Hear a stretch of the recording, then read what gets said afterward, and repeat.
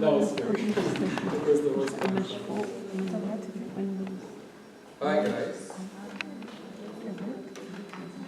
I wanted to tell the Connecticut group last week, I'm like, oh, you guys are lucky you only have me for 1 week, but you guys are the Ghalaba who are stuck with me for 3 weeks. So last week, we started a series about the church. What are the 3 meanings of church that we find in the Bible? Meaning number 1, we went through it last week. Sorry? No, that's the shape. I'm talking about the 3 meanings of church. The assembly of the believers, that's 1. The building itself and the priest, or the priesthood. Thank you. I hope everyone sort of remembered that last week we talked about the building. I talked pretty heavily, I exhausted my vocal cords, but that's okay. So last week we talked about the building. This week, part 2, we're going to talk about the assembly of the believers. So the church as in the assembly of the believers. Before I get into it, the 3, each link is as important as the other. So there's not one link we place higher than the other. So when we say that it's important for you or me to have a link to the church, you need to have these 3 links. You need to have a link to the church as in you need to be linked to the building. So you need to be like attached and like come to the building. 2, the assembly of the believers is that we need to be attached together. And to the priesthood, it means you need to be attached to a spiritual father. And actually, if you're missing one, you're in danger. So someone who's attached to the assembly of the believers but is not attached to the priesthood or the building, that's dangerous. Someone who's attached to the building but is not attached to the priesthood or the assembly of the believers is also dangerous. Someone who's attached to the priesthood but not attached to the other 2, it's also dangerous. You need to have all 3 attachments, and I'm going to explain and expound on all of these proofs. Last week, if you guys remember, I went through a lot of verses, proofs from the Bible about the church building. And today I'm going to go through equally as much, if not more verses. So I ask you ahead of time to bear with me because it might be a bit heavy scripturally. But it's because this specific part is the one I find, and this is from personal experience and from discussions, is the one that's the most easily undermined. That it's not that important. Which is the group of believers being attached together. Okay? And I actually want to say an intro to this topic. I struggle so hard with this. So a lot of the things I'm going to say, they're actually going to cut me to the heart because I don't do much, if not any, of what I'm about to say. But together, since I've openly confessed, together, let's just agree that everything I'm saying is not stuff that Mark is doing. It's, let's say, a target that we're all going to together try to strive towards. Meshi? So I'm not telling you something that I'm doing. I'm telling you something that I want to achieve and I want to get to. And hopefully we could all try to get there together. Understood? Mesh.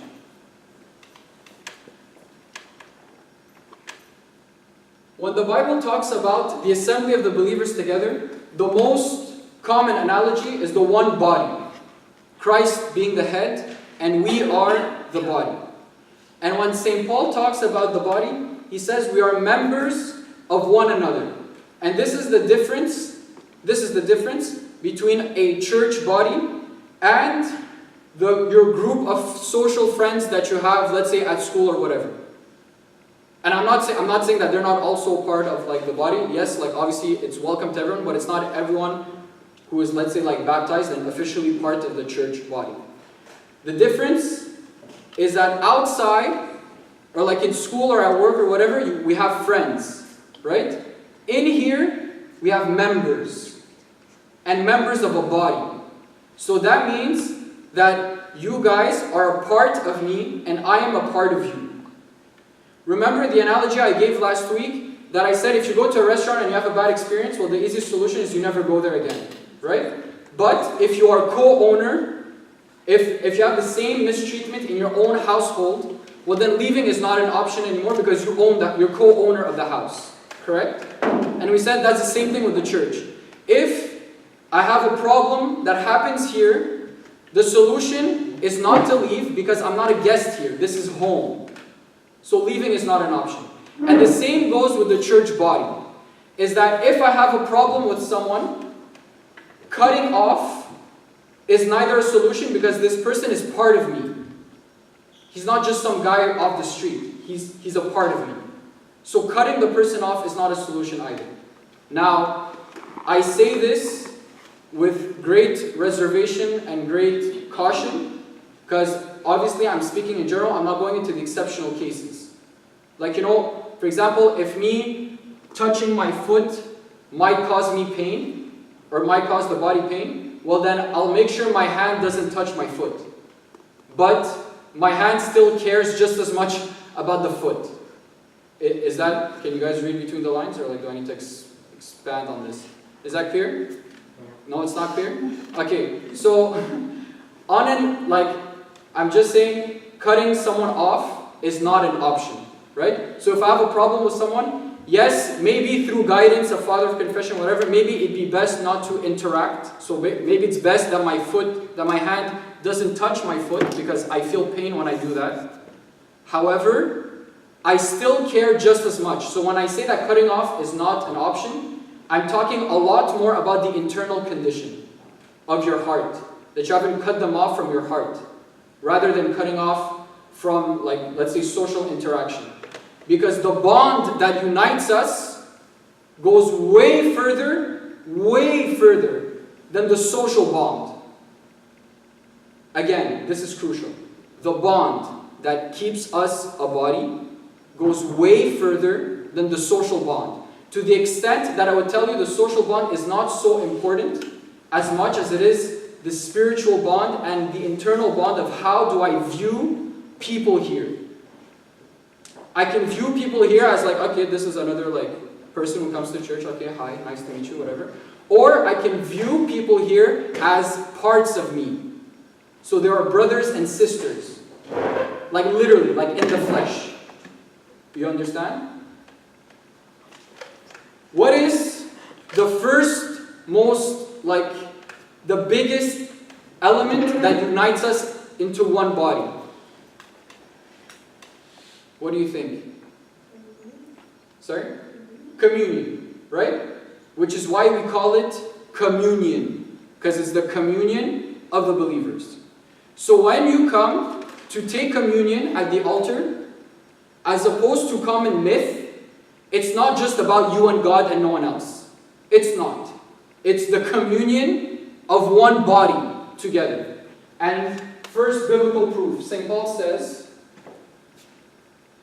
in 1 Corinthians chapter 10, verse 16-17. He says, the cup of blessing which we bless, is it not the communion of the blood of Christ? The bread which we break, is it not the communion of the body of Christ? For we, though many, are one bread.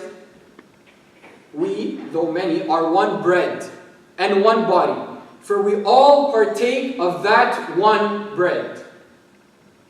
This is why, no matter how big a congregation is, it's always one urbano. Even if we have to make it this big, it doesn't matter. We need to have one. Because we are all one bread. Anyone know the ingredients of urban? Yes? Flour, water, and yeast. Right? Flour, if you guys have ever seen flour in pre-powder, it's actually little grains, right? So you have little grains. I don't know if it's wheat. Maybe I'm very bad at agriculture. Wheat, right? Okay. Okay. So you have grains of wheat or seeds or whatever it is. Sorry, I'm terrible in agriculture. Right? And then you put these guys all together in a bowl. And then you squish them. Right? You squish them all together, and then it becomes one big lump of powder. Right? And then what unites it all together is when you put the water, and then it becomes one dough. Those little grains of wheat, that's us. The squashing, this is all the sufferings that we as Christians have to deal with in the world. No one is suffering alone. We are all suffering together. The cross that we bear day after day, no one is bearing a cross alone, we are all bearing a cross together. This is the suffering of the Christian. All of us. So then, at the end, it's all powder, right? But then what unites us and makes us one dough is the water, which is a symbol of the Holy Spirit, which makes us one dough. And it's the same thing with the wine. The wine, where does it come from? It comes from grapes, right? Christ said, I am the vine and you are the branches, right? So picture that Christ is the root coming up, and then let's say you have like the different regions of the world that are the branches. So let's say Montreal is one branch. And from one branch, here in Montreal we have like 6 churches, so you have 6 clusters of grapes coming down. And in each cluster you have little grapes. Each one of us is that one grape. That when you squish together, comes down and you get the blood of the grapes. The very symbols that we use for communion, these are the very proofs of our unity, that we are one body. And this answers the question of those who come and say, yeah, like, you know what, if the church, like if there's a fast, why should I not be allowed to take communion if I'm not fasting? Like it's no one's business, it's my business. Well, no, it's not entirely your business alone, because we are one body. So if the body together is fasting, and you, commando, decide to like not fast all on your own without any guidance or without any like permission from any person, from actually the other meaning of church, which is the priesthood, if you decide to just go about it all on your own, well then you have chosen to take yourself outside the body. This is why it's there. To reinforce this mindset that we are one body. And we are members of each other. Sorry.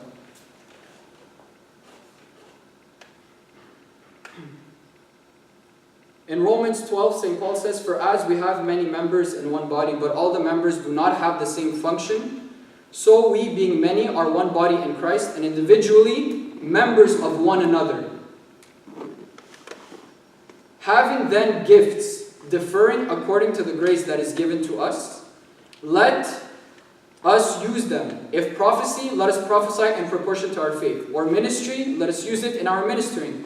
He who teaches in teaching, he who exhorts in exhortation, he who gives with liberality, he who leads with diligence, he who shows mercy with cheerfulness. And today, he who has the gift of art, will let him use it for the sake of the body. He who has the gift of singing, let him use it to praise God. He who has the gift of whatever it is, gift that you've been given, and everyone's been given a gift, use it for the body. And actually on this specific point, St. Peter says, as each one has received a gift, minister to one another, as good stewards of the manifold grace of God. If anyone speaks, let him speak as the oracles of God. And then he lists this, roughly the same list that St. Paul did. Sorry, I was just getting a phone call. Let him do it as with the ability which God supplies, that in all things God may be glorified through Jesus Christ, to whom belong the glory and the dominion forever and ever. Amen. So St. Peter says, as each one has received a gift, let him minister to one another. There's a church father, his name is Brolio of Saragossa. Listen to what he says. Yes, bro. Listen to what he says. Thus, the manifold grace of God is well dispensed.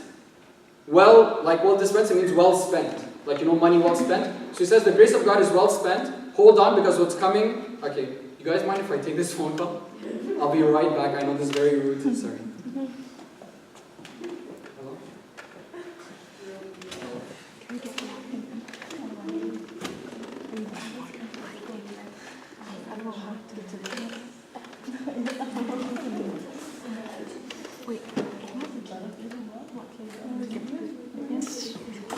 So sorry. I don't know if I have to apologize to the camera. I just walked out. So, Brolio of Saragossa. So listen to what he says, because it's going to get a bit complicated. Thus the manifold grace of God is well spent when the gift received is believed to belong to the one who does not have it. And when it is believed to have been given for the sake of him with whom it is shared. Everyone got lost? Who got lost? Thank God. Again, the grace of God is well spent when the gift received, so if I receive the gift, so when the gift received is believed to belong also to the one who does not have it. So if someone has the gift of singing, well then the one who doesn't have the gift of singing, because this person is one body, part of them, well then they believe that this gift is theirs as well. So by extension, that this person is part of my body, I believe that I have this gift. Yeah, I have this gift, it's not me, it's this person. Kind of like the analogy I like to use to understand this, it's kind of like when you play piano, right? When you play piano, it's your hands playing piano. But your feet, like if you ask your feet, do you play piano? You'd be like, yeah, of course, like, I play piano. It's my hands, but I play piano. You understand what I mean? So he says the gift received is believed to belong to the one who does not have it, by extension, because he's part of my body. First part. And when it is believed to have been given for the sake of him with whom it is shared.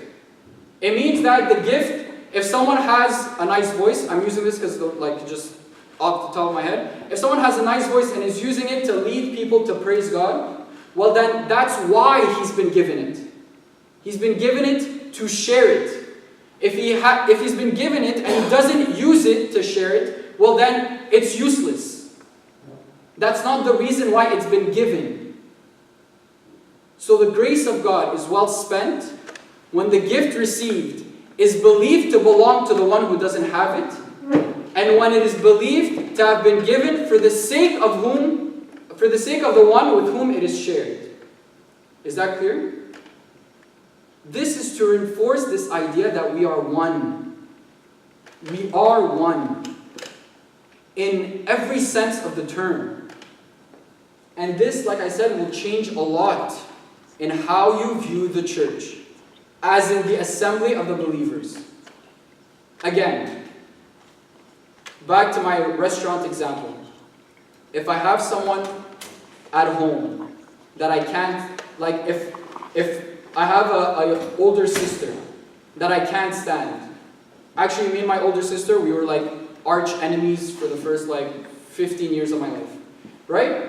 If there's someone I can't stand, is cutting them off an option? Could I cut off my sister for 15 years? I can't. Because she's part of me. Because we're the same body. Living in the same house that we both co-own. Same thing. Here, if there's someone that you feel that you can't stand, well, this is your flesh and blood that you can't stand. So in the same way that you can't stand your sibling at home, but you still deal with them, and you still love them, and you still buy gifts with, and you still do all of these loving things, it's no different in here. And the mindset that we have at home, small church, has to be shifted and translated into here, bigger church. Just like this is a household, this is a household, just with more people. That's it. It's just the scale that changes.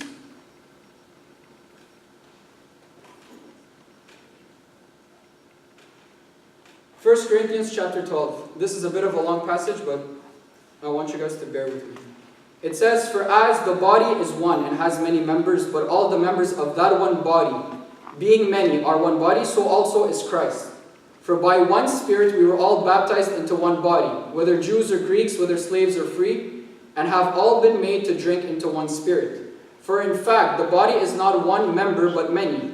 If the foot should say, because I am not a hand, I am not of the body, is it therefore not of the body? And if the ear should say, because I am not an eye, I am not of the body, is it therefore not of the body? If the whole body were an eye, where would be the hearing? If the whole were hearing, where would be the smelling? But now God has set the members, each one of them, in the body, just as He pleased. And if they were all one member, where would the body be? But now indeed there are many members, yet one body. And the eye cannot say to the hand, I have no need of you, nor again the head to the feet, I have no need of you. I want you guys to pay close attention to this. But God has set the members, each one in the body, just as He pleased. That means that when God was designing His body, which is the church, let's just take St. George, St. Joseph, which is like us. When He designed the body of St. George, He designed each one of you, or each one of us, to have a specific function in this body. He designed each one of us to have a specific function in this body. So no one can say, because I'm not a priest, I'm not important, I'm not of the body. Because I do not serve Sunday school, I'm not of the body. Everyone has a function in the body. And it's not everyone who's an eye, it's not everyone who's an ear, it's not everyone who's a hand or a toe or whatever.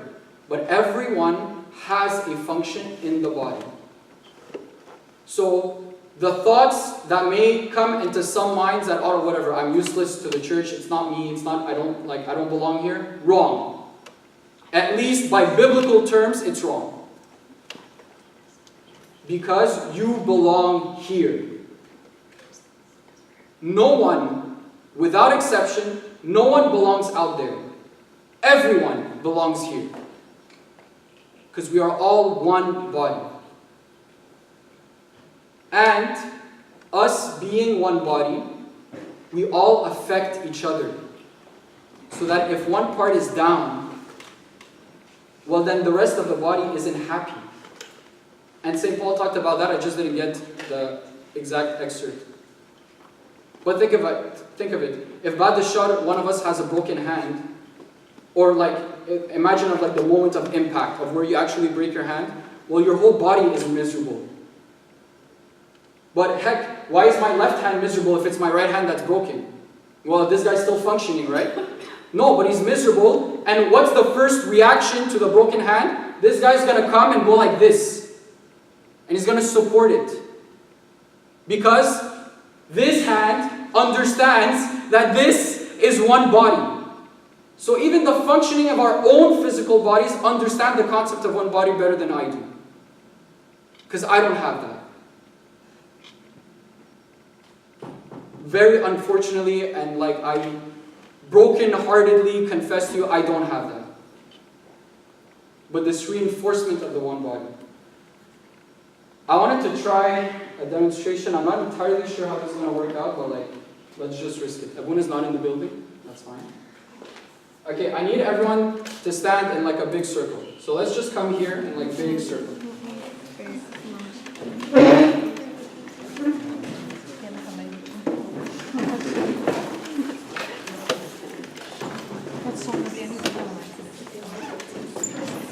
Here, go. Yeah, just one big circle.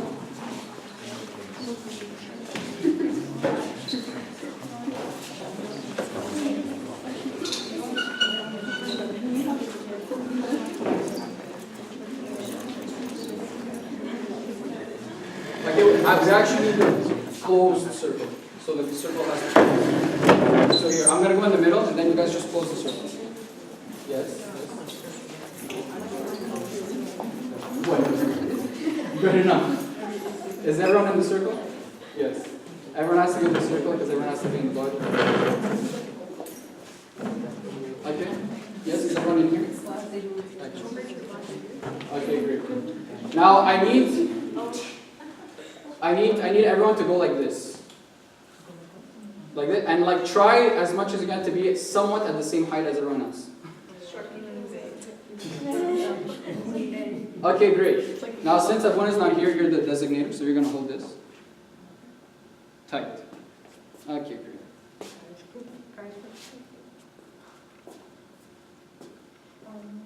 Yeah, sorry. If it looks like it's letting, yeah, exactly. Just hold it until I do the.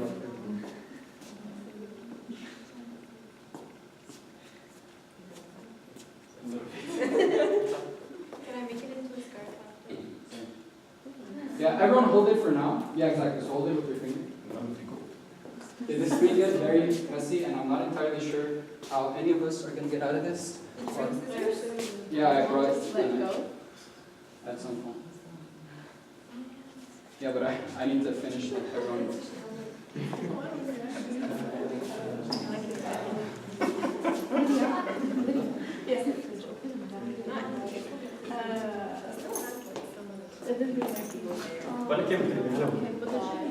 Well, yeah, I wanted to do that, but then if people start dropping it, it's going to get like very bad. I know, but there's like 16 people. This is gonna look like. No, it's not.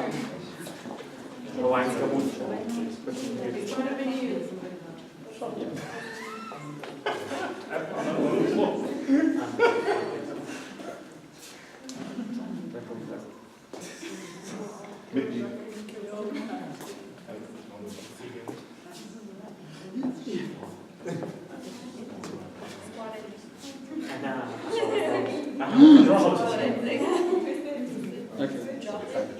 I don't know if this is going to work. Go ahead.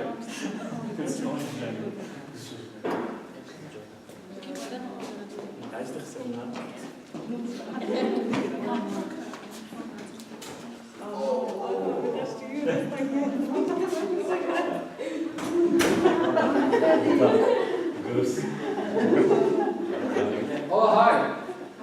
You're still part of the circle. Yes. Okay, who's missing? You guys are doing the same one. Yeah, who's missing? Like this side. This. I have a feeling that this may turn into like a complete failure, but it's still fun. What do you mean turn into? Is this what? It's not a spider. Oh, yeah, that's what you're trying to do. She's the bottom. Where's the top? Here, Mark, here. Yes. He doesn't care. Mark, that's Patrick. all lower down. I hope this is I know. This is the That is so funny.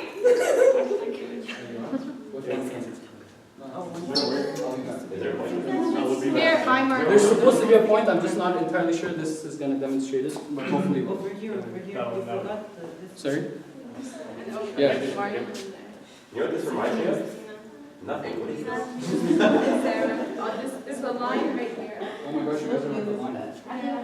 Okay, I'll wait there. Don't you go over there? Patrick. Oh. Alright, I'm going Come here. back. Wait, where Okay.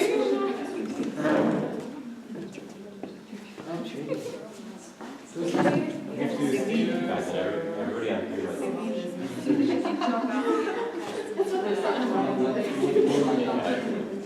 Nah, I'm sorry. Is anyone else missing? Yeah, I know. Is she the only one? Okay, great. Don't be shy. We're all part of this spider web of love. Except Mark's not sleeping or something. Then you can hold it. Okay. special class. Now, okay. Now, yes. I don't know if this is possible, but is it possible to like not hold it, but like just tension it? Yeah. Apparently not for the engineer. Okay. Ladies over there, you're creating a bit too much tension here. That's what we do in life. Okay, so is this tension? Okay, I need you guys to tension a bit more.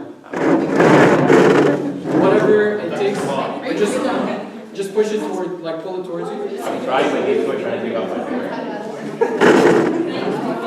Like, is anybody else bleeding? Whatever it means.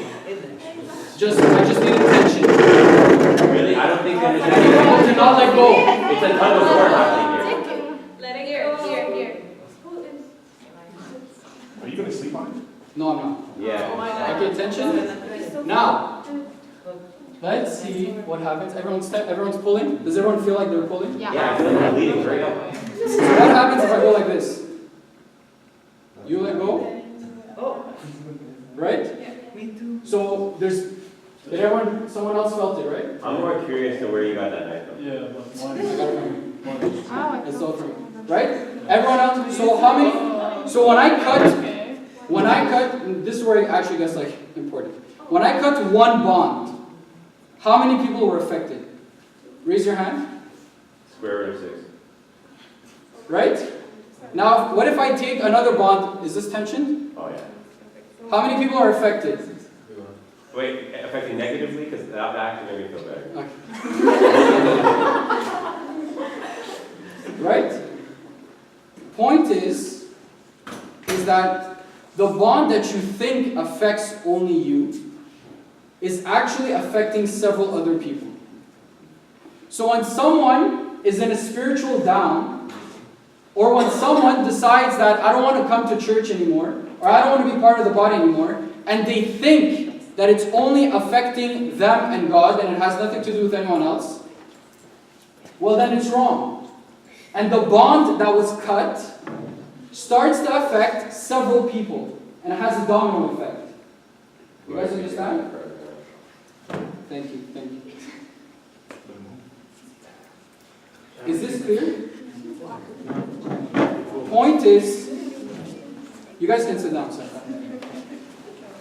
You guys sitting on chairs before or before? I don't know if this whole circle will change. Yeah, no, I've had it. I was telling Daniel the way you were talking.